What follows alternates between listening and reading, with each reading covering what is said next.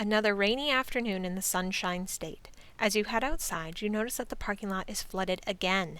This sight is all too common in Florida nowadays. Flooded streets, parking lots, even backyards. But did you know that there are steps we can take to address this problem? It is called green infrastructure, and it not only helps our environment, but our community as well. So what exactly is green infrastructure? This video will walk you through what it is, some examples that can be found throughout the county, and how everyone can be a part of this new movement. Rain naturally soaks into the ground and filters back into our aquifer, replenishing our water supply. However, as development around the world grows, these natural patches of land become less common. The increase in impervious surfaces like roads and driveways, along with rooftops and concrete sidewalks, means that the water is unable to naturally be absorbed into the ground, causing it to run off into our waterways. When this happens, the water is referred to as stormwater runoff.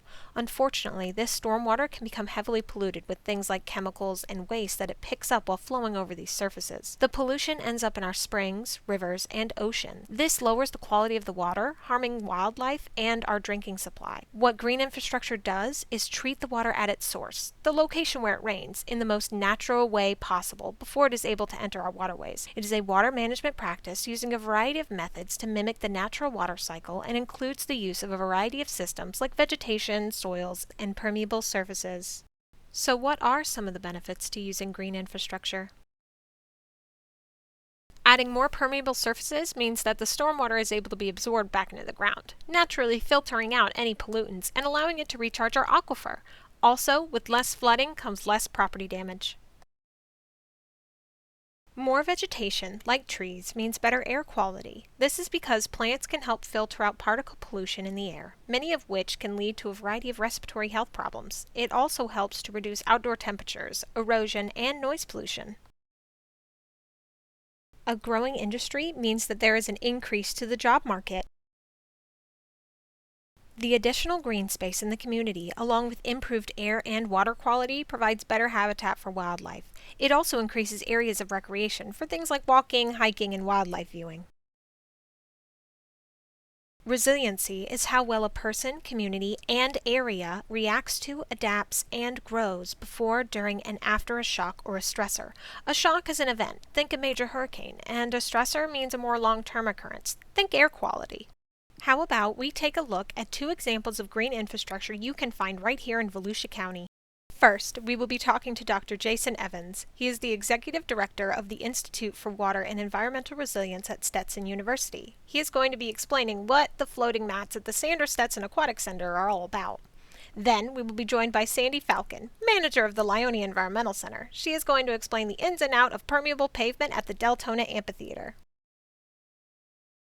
We're at the Sanders Stetson Aquatic Center here at Stetson University. So we're right on the St. Johns River, and we have a stormwater pond that's right behind us here. Those are some floating wetlands, and so what they do is they have native plants that are there to take up the contaminants that are within the stormwater pond. The roots from the aquatic plants, they hang in the water and they're growing there kind of hydroponically. And so any of the nutrients like nitrogen and phosphorus that are within the water are going to be dissolved within the water. Those roots grab them up. And they can also take up other things like metals that might be suspended in the water. There could be hydrocarbons, say from oil or anything that comes off this parking lot that gets in the water that gets kind of suspended. It can really attach to the roots. And so the aquatic plants are just built, they're nature's filters. And so that's what they do just naturally. And so when you have them floating, then they're just there. It actually helps them even be more effective at that filtration. So interestingly, when we were talking with the state DEP, they insisted that we put the floating mats in there. And the reason why is because they're very effective at treating the nutrients and pollutants with the way that they work. And so since they're floating in the water, any of the nutrients or other contaminants that are there get into the root system. Very, very effective way actually treating the water, keeping down algae blooms. These things attract wildlife, so birds come in and they like to hunt along the sides of them. They are very good habitat. If you like birds, if you like alligators, we have a little alligator that sits on top of these sometimes, and so they will become part of the ecosystem.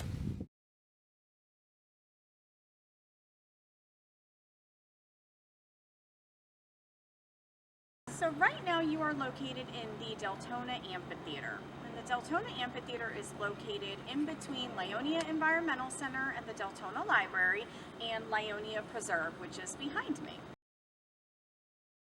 So the name kind of is self-explanatory. It is pavement or concrete that is permeable or pervious, which basically means that water can seep down through it. It's very important to have, especially in a habitat and ecosystem like this. Scrub habitat, which is what Lyonia Preserve is a naturally porous habitat. It is primarily made up of sugar sand. And what happens when it rains, that sugar sand naturally percolates and scrubs and cleans that water so that it can filter down. It recharges our aquifer, which then recharges our springs and our rivers. So when you're building something as large as 1,000-person amphitheater, you want to take that into consideration.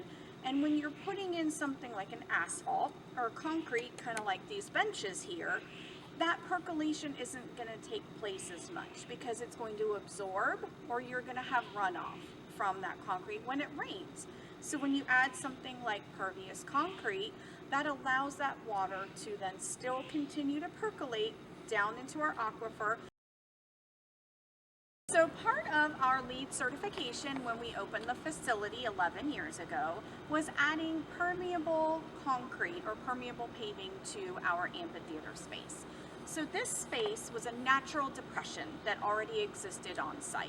And when the engineers and the managers decided to construct an amphitheater, they thought that that was a perfect location in order to put in a lovely amphitheater like this, but then introduce the use of a pervious or permeable concrete into the construction and engineering of this amphitheater space.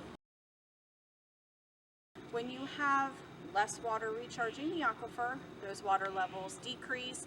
That affects our springs, that affects our rivers, and that affects us because our ability to have fresh water and the ecosystem's ability to have fresh water is now declined because we're not replacing what we're using.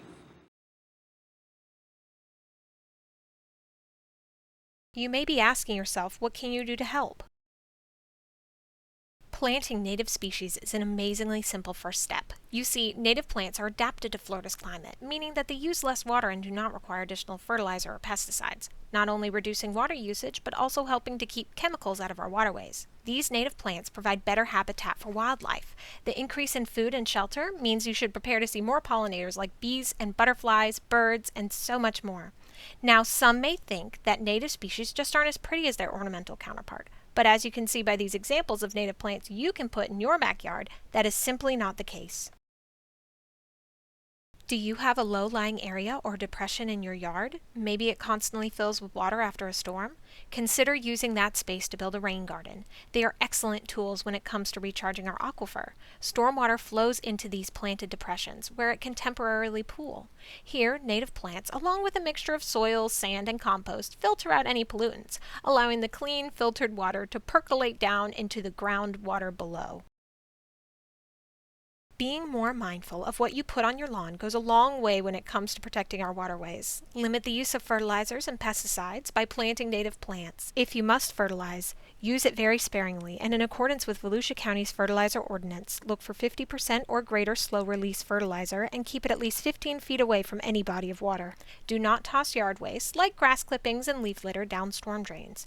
Properly dispose of things like harsh chemicals, motor oils, and pet waste. If we all do our part and look for ways to incorporate green infrastructure into our communities, together we can build a cleaner and more resilient future for Volusia County.